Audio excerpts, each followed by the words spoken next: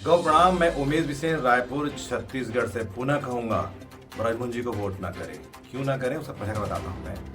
कुकुरी पारा जो दक्षिण में आता है, दुधारी मठ के पास है, उस कुकुरी पारा में गुप्ता परिवार को एक जिहादी विचारधारा का व्यक्ति लगातार परेशान करता है। तब यह मंत्री जी गायब रहते और सेकुलर हो जाते और अपने घर में घुस जाते। लड़ते हम लोग हैं वहां पे, उस परिवार की आबरू हम बचाते हैं और जेल भी वहीं मेरे जैसा व्यक्ति जाता है उसमें। तब ब्रजमोहन जी सामने नहीं आते। जब मिशनरी के व्यक्ति जब मोआ में जब बजरंगियों पे वार करते हैं, तब ब्रजमोहन जी सामने जब ये घटना हुई थी जब मिशनरी वाली, तब मंत्री जी उस समय सरकारी मंत्री, धर्मस्व मंत्री, मिशनरी जब हमला करती है बजरंगियों पे, तब आदरणीय ब्रजमोहन जी चुपचाप रहते हैं। राजीव इनके धर्मस्व में रहते हुए वहाँ पे मिशनरी हमला करती बजरंगी, तभी मंत्री चुप, तब इनका सेकुलरवाद जिंदा हो जाता है। ऐसी कई सारी घटनाएं हैं जहाँ पे मंत्री जी चुपचाप हो जाते हैं। चुनाव आता है, जब विपक्ष में होते तभी इनका हिंदुत्व हो जाता है। अवसर के साथ ब्रजमोहन जी का हिंदू जाता है। वास्तविकता में हिंदुत्व को प्रेम नहीं, हिंदू से प्रेम होता। पुनः बोलूंगा, गौरक्षा के क्षेत्र में काम होता, धर्मांतरण के क्षेत्र में काम होता, धर्मा क्षेत्र में काम होता, और सनातन कम से कम दक्षिण पूरा सनातन से भरा हुआ रहता। दक्षिण का पूरा क्षेत्र अलग सामाजिक विचारधारा के व्यक्तियों से भरा पड़ा है। मंत्री जी अपने सिर्फ बंगले में पान खा के वहां से आर्डर फरमाइश करते हैं। वहां उनको तो एक दरबार लगता है जहां पे उनके गुलाम उनके आदेश का पालन करते हैं। पूरे दक्षिण को उन्होंने बर्बाद कर दिया है।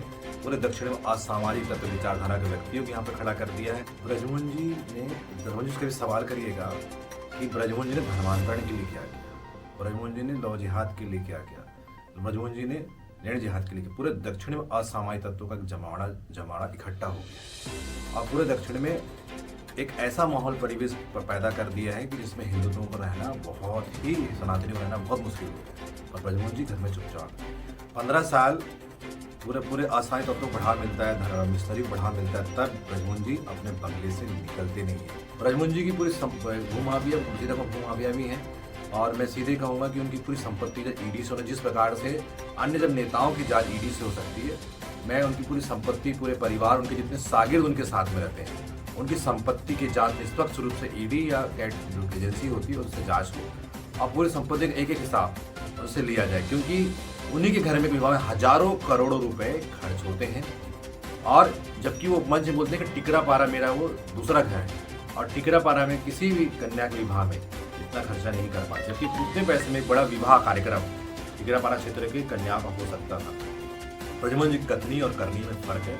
मैं बार बार कहूंगा कि आप नोटा दबा दें, किसी निर्दलीय को दे दें, पर ब्रजमोहन जी को वोट ना करें, क्योंकि ब्रजमोहन जी के 15 साल के दौरान में धर्मांतरण, लव जिहाद, मिशनरी को संवर्धन और गौ तस्करों का इतना संवर्धन हुआ है कि उसको कांग्रेस सरकार भी नहीं हो सकती। कारण सिर्फ ये है कि 15 साल में इन्होंने इतना संरक्षण दिया उन लोगों को कि आज वो एक आतंक की तरह तस्कर काम कर रहे हैं, पूरे प्रदेश में हावी है। ये सारा जो दिन है, यह है ब्रजमोहन जी की निष्क्रियता, निष्ठुरता और स्वार्थ की देन है। इसका परिणाम आज गौ सेवक, गौपुत्र पूरे प्रदेश में भुगत रहे हैं। उन्हें मार भी खाना पड़ रहा है, जान भी देनी पड़ रही है और जेल भी जाना पड़ रहा है। अगर ब्रजमोहन जी अपने सत्ता के समय सही नीति से उपयोग काम कर लेते तो शायद इस प्रदेश का गौवंश सुरक्षित हो जाता, इस देश की कृषि सुरक्षित हो जाती। पर ब्रजमोहन जी ने सिर्फ धन कमाने के अलावा अपने सत्ता काल में कुछ नहीं किया और विपक्ष में भी है तो अवसर के साथ हिंदुत्व को जागते और कम करते रहते हैं। इसी के साथ मैं उमेश बिसेन, रायपुर, छत्तीसगढ़।